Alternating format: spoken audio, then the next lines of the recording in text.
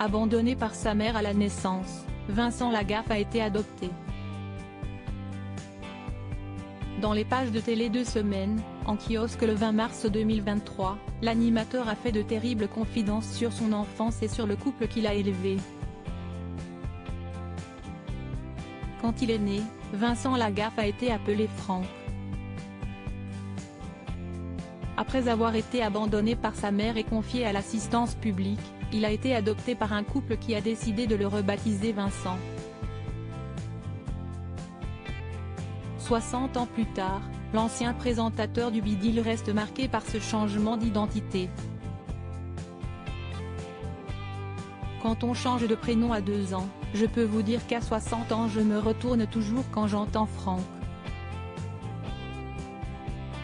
Si est-il ancré en soi et si est-il très compliqué à gérer, avait-il confié sur Sud Radio en novembre 2022. Cette fois, c'est dans les pages de Télé 2 Semaines que l'animateur s'était penché sur le sujet. Quand on vous appelle Franck pendant 3 ans et que vous devez répondre au prénom de Vincent du jour au lendemain, si est-il compliqué. On vous retire un peu de votre identité. Je pense qu'on ne guérit pas de sa naissance, a affirmé celui qui ne reviendra pas dans la prochaine saison de Fort Boyard. Il a également fait de tristes confidences sur ses parents adoptifs, qu'il a d'ailleurs du mal à qualifier de parents.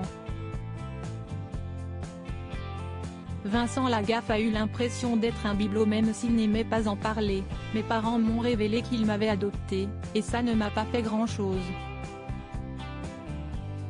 Ce que je vais dire est violent mais, aujourd'hui encore, lorsque je me rends sur leur tombe, je n'ai pas l'impression de me recueillir sur la sépulture de mes parents.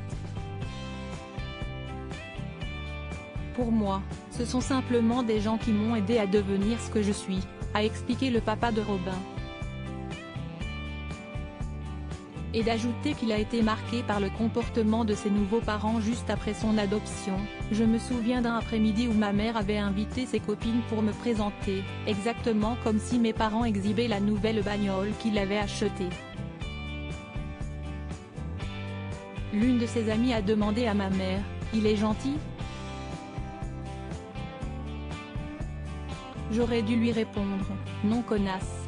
Je mords et je pisse partout. » J'ai toujours eu l'impression d'être un bibelot, une attraction dans cette famille. Au plus mal durant son enfance, Vincent Lagaffe s'est souvenu, à 13 ans, je ne pensais qu'à fuir. Une terrible histoire qu'il raconte plus en détail dans sa première autobiographie, Je m'appelais Franck, à paraître le 23 mars aux éditions Exo.